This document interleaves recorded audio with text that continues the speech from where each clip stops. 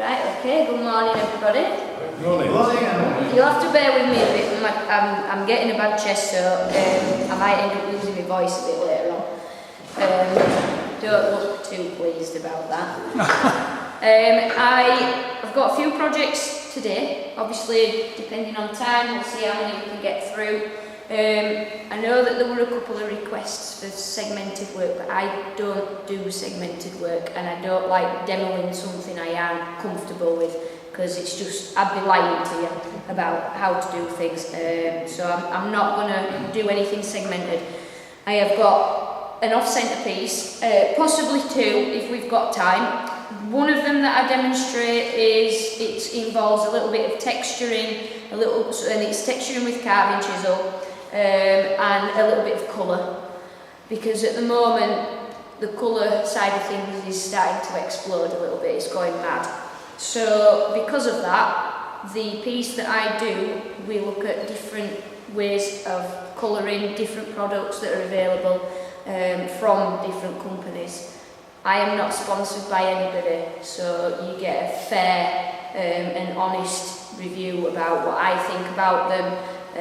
And it's up to you guys with regards to what you might want to go with, because it's very expensive for buying anything with colouring. Giving you a rough idea, Chestnut have brought out, they've got iridescent paints and metallic paints, and you get 8 in a set for just less than 30 quid. You've got things like Joe Sonia's, that's more than £7 just for that tube, one tube of colour. You've got gilt creams. This is a chestnut gilt cream that we're going to be using today. That's normally about £10 a pot, just for the new pot. And then we've got some of the Hampshire Sheen stuff as well, the embellishing waxes from Hampshire Sheen. You get 8 for 20 quid. So there really are, there's lots of little starter kits, and it's just going to give you an idea of how you can apply them, what they work with, what they don't work with, and hopefully then if you do fancy having a go at colouring, you'll go away with a better idea as to what you might want to invest in, because none of it is cheap. So we'll go through that. I'm going to do a little bit of metal leaf work as well, applying metal leaf, because that's something that's becoming quite popular. So we're just going to do a tiny little bit of that. The other piece that I'm hoping to get done is going to be a little box with a slightly off-centre finial. It's a really easy way of turning something off-centre, but I'm going to be honest about that. I am a bit rusty with doing off-centre finials. It's a long time since I've done one, so it might go wrong, but we'll see. So I'll start off with the off-centre box. It's not daunting off-centre work, isn't this? So if you wanted to have a go, it's a fairly safe bit of off-centre work to do, because it's supported from both sides, so that it takes that kind of element which finials have if you're working off-centre, that you've got something that whipping round and could snap if you're not careful. We don't have that danger with this, and you're less likely to hurt yourself or anything with this little project. I'm going to use a piece of lime. That's just because that's what I've picked up. I use sycamore a lot for these boxes, and it's nice and easy to texture with carving chisels as well. Sycamore is very good for it. So you don't need to use the lime. And to be honest, I thought that I was picking up sycamore this morning at 5 o'clock this morning when I was loading up. And I just thought, oh, I can do that box. So I grabbed that, but it's not. Lime's not nice to turn. It really does get on your chest. So I'm not looking forward to turning that bit. So hopefully that's that. There's a couple of other bits that we should get time to do. It's just a little bit of fun, and again it continues the whole idea of colouring. It's very subtle colouring. I'm not a massive fan of it. I like wood to look like wood, but I know I have a lot of friends who do craft fairs and sell at markets and things like that, and they've said that anything at the moment that is coloured is selling.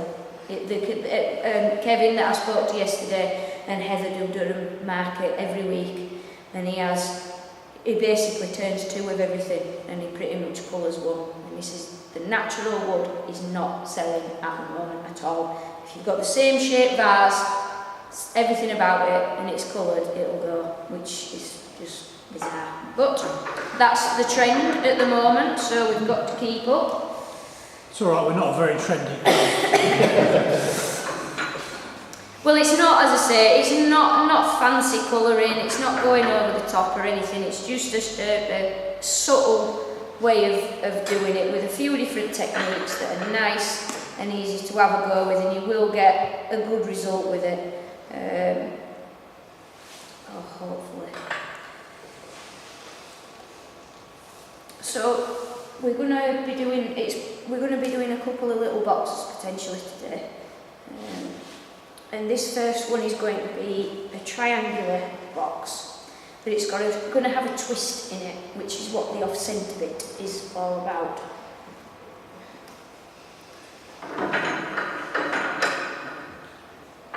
So I've got a stem centre in the headstock. If I do these at home, I have a stem centre both top and bottom. But you don't have to use that at all, especially with lime. It's not a bad idea to use your stems because you might be able to see, if I move out of the way, this is really burrowing itself into that end, which revolving centres do. There's nothing you can do about it. So you are going to lose a little bit of the end of the wood. But we've got plenty to play with, so that's not a problem.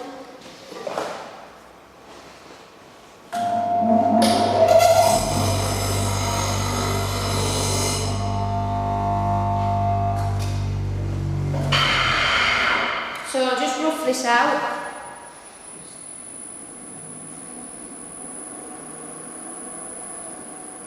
I'm really hoping that thread's the right size.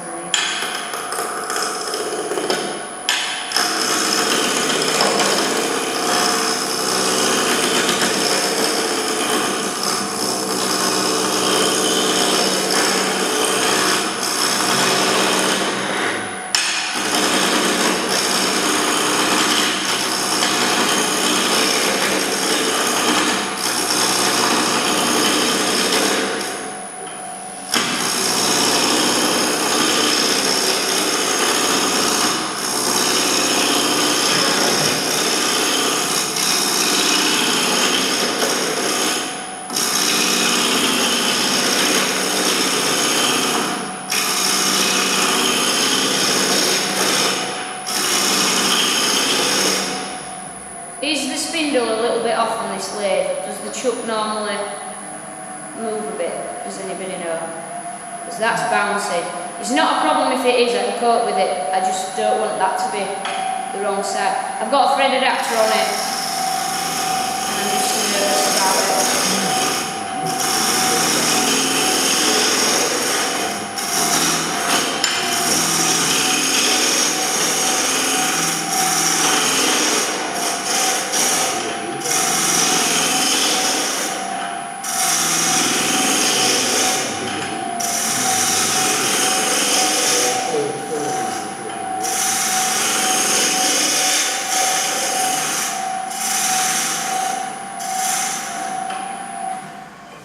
When you say it's bouncing, I can see it move.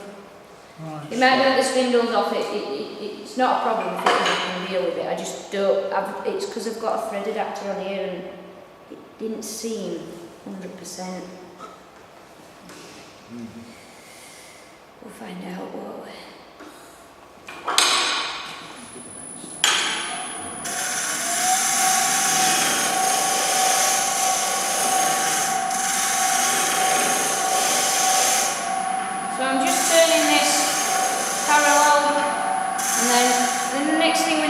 Get a spigot on each end. With these boxes, I'll show you what we're going to want to do. This is what we're going to do, sorry. So we're going to do a little twisted triangular box, and if I can and you can see there from the shadow that it's got that diagonal twist on it. Part textured, part plain. That's a very tight fit, so please be careful. It's got the gold leaf as an insert on the top, or metal leaf should I say, and then we've got 3 different products of colouring. around that edge, so I'll pass that round so you know what we're actually going to achieve. I will make it a little bit, I'll finish it a little bit better than that one is as well. So, this has been really rough sawn on this end. You can see the bandsaw marks and it's got wax on it. It's also not 100% true on that side. I don't get too involved and get too upset about how true things are in turning. I don't see the point sometimes of getting everything absolutely bang on.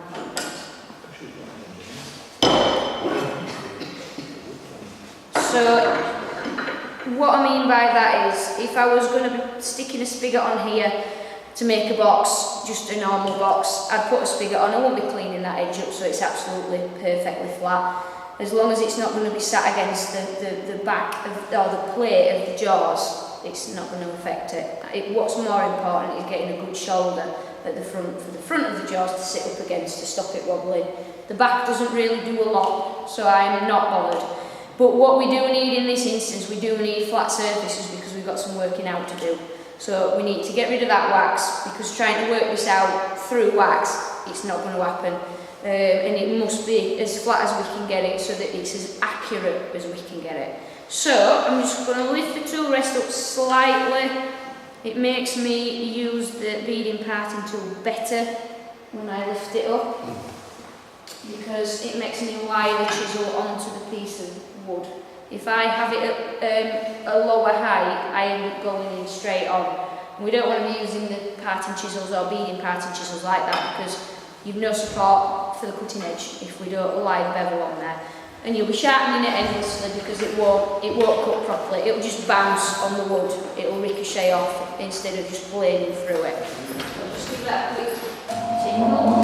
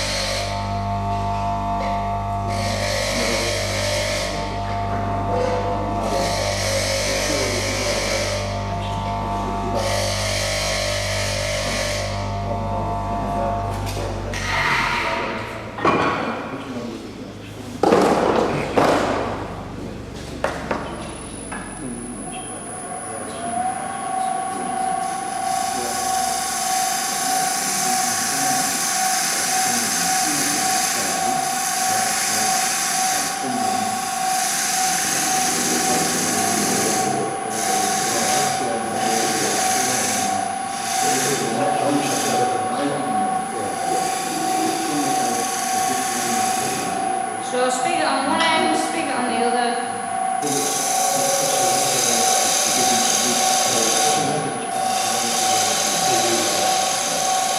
I'm not overdoing the dovetail on there. That's something that I used to be quite bad for. You really don't need a harsh dovetail, because the internal of these jaws is not a harsh dovetail. So it will not help you at all. Right. And all that will happen is if you put too much of a chamfer on it, you'll find that it's only holding it on the widest point, so it will wobble in the chuck. It won't hold it.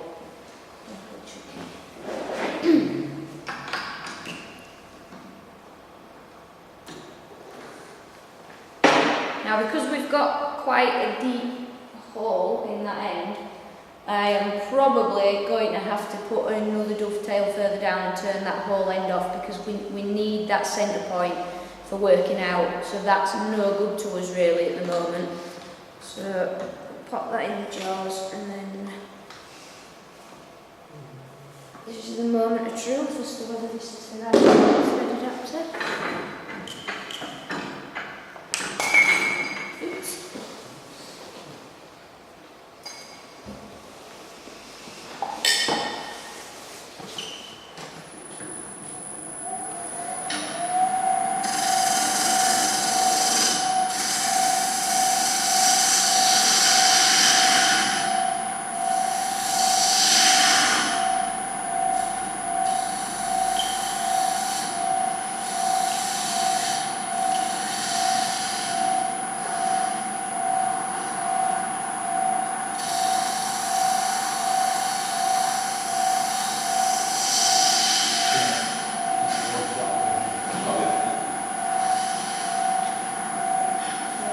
Do it.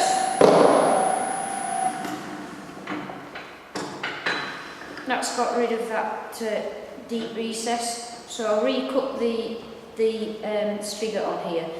If you are doing these boxes out of something a lot slimmer,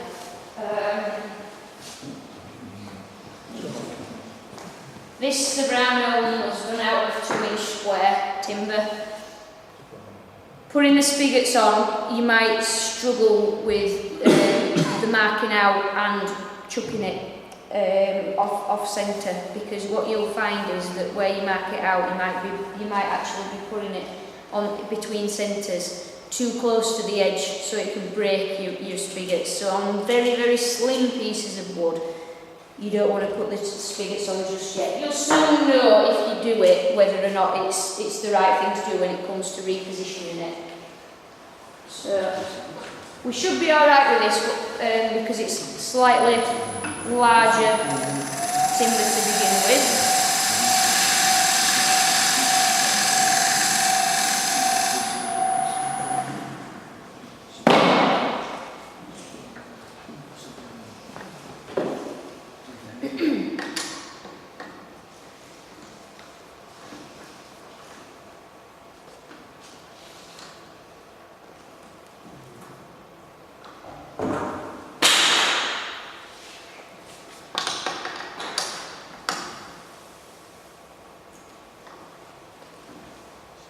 So I'll do the same on the side, clean that edge up, and then we can get on with the working out. I will draw the workings out on my little whiteboard. Everybody, you might have seen these done in magazines before. I haven't seen them. I went and worked in Germany a couple of years ago, and this guy appeared and he made, I can't remember what he made. And he had this triangular twist in it, so he challenged me to have a go at making them. So I've got my own little way of working it out, but somebody sent me, I did it at a club a couple of weeks ago, and somebody sent me a magazine article that they'd written on doing it, and theirs were very different, but that didn't work for me.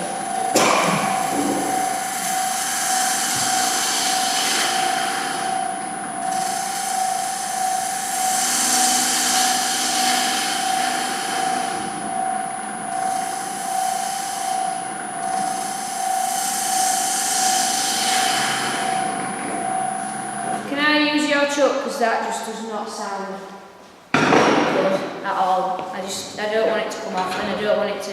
Can we find a chuck for it? Sorry, I don't trust it. It's just.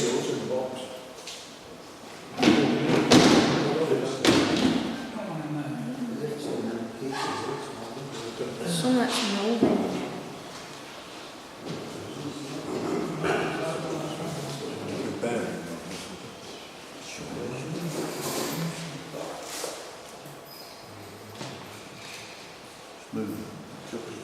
Yeah.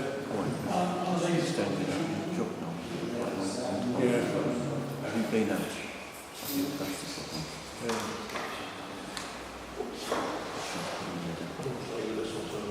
To the job. I've got a chuck. Have you? Yeah, I'll Have you? get mine. Don't trust that.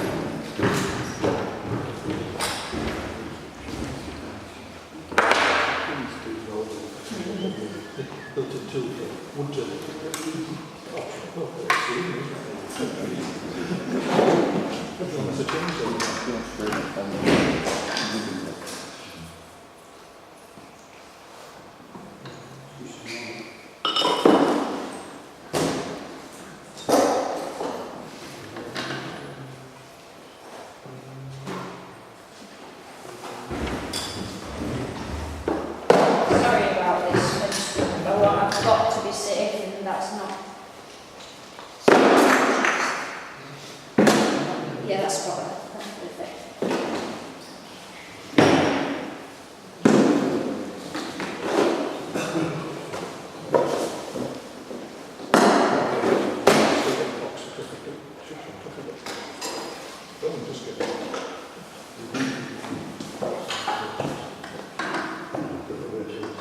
The bit of orange tape doesn't signify anything in particular. Right.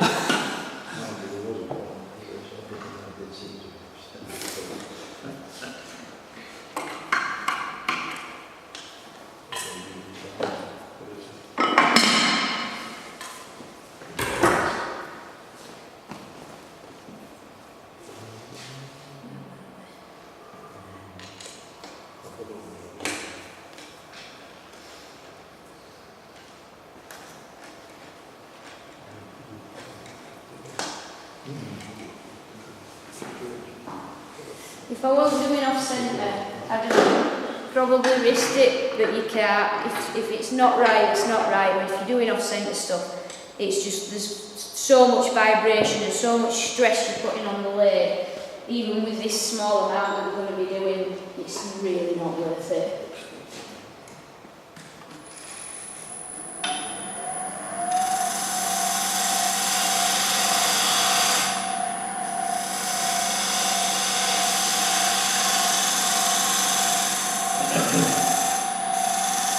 Right, so we've got our spigots. So the working outside of things. The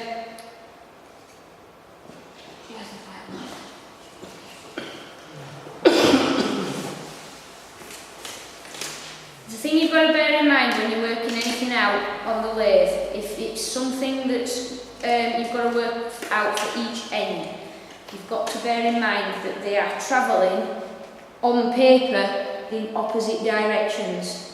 So as that is spinning, if you were standing at the headstock side looking at it, it's spinning clockwise. If you're standing at the tailstock side, that's spinning anti-clockwise. So they're going the opposite way, and when you're working things out, it can really throw you, especially when you rise it down. That's why working things out on here for me doesn't work.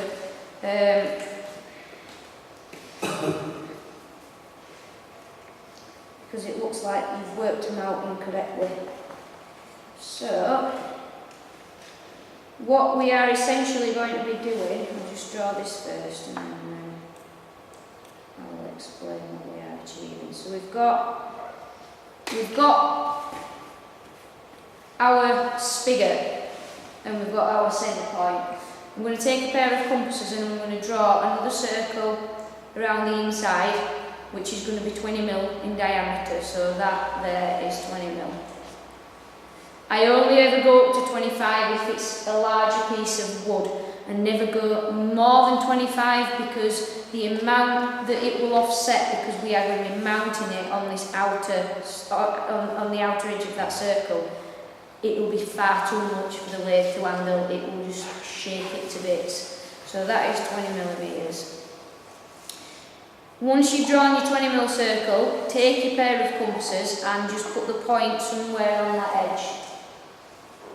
And keep it at that open at the same width. So it's the radius is half the circumference, half the diameter of the circle. If you put your point in there and you draw a line where the two cross, that is equivalent of 60 degrees of the circle. So it will divide up into 6. So put your point in, draw your line, put your point there, draw your line, point there, draw your line, and you'll end up with six equally spaced arcs around there. That's why this needs to be flat, because if there's any wax on the end that you're trying to score through, it will make the line too wide and you won't be able to see it. So I'll grab a pair of compasses and I will draw. I'll begin to draw on the end of this piece of line. I will hold it up to the camera once it's done.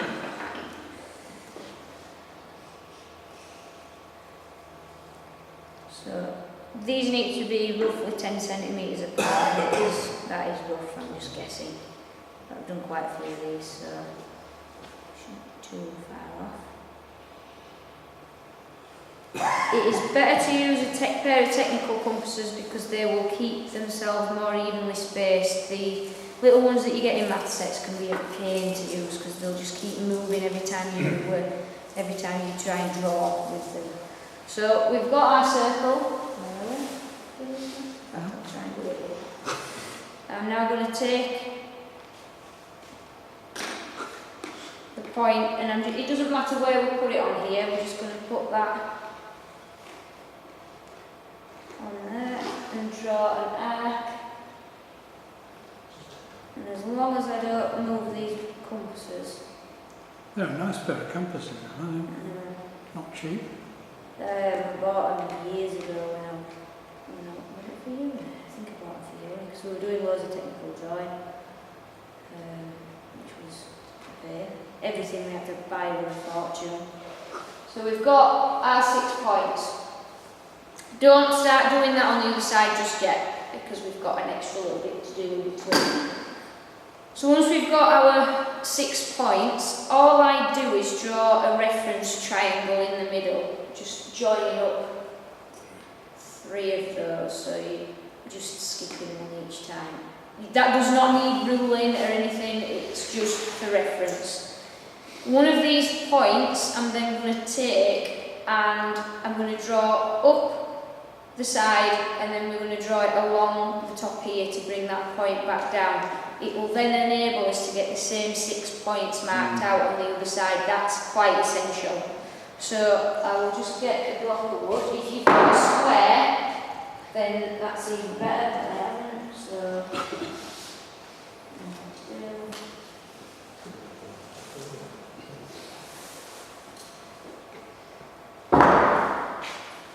So we've got our line drawn up through there, and I've just lined up the centre point with the point of the triangle up to here. You can use your bed bars then to draw a straight line across. Oh, nice. The top of there. As long as you don't wobble your pencil up and down. So we've got a straight line. That's not very straight. Do it that way. You can see what I'm doing. And then I'm going to take that down.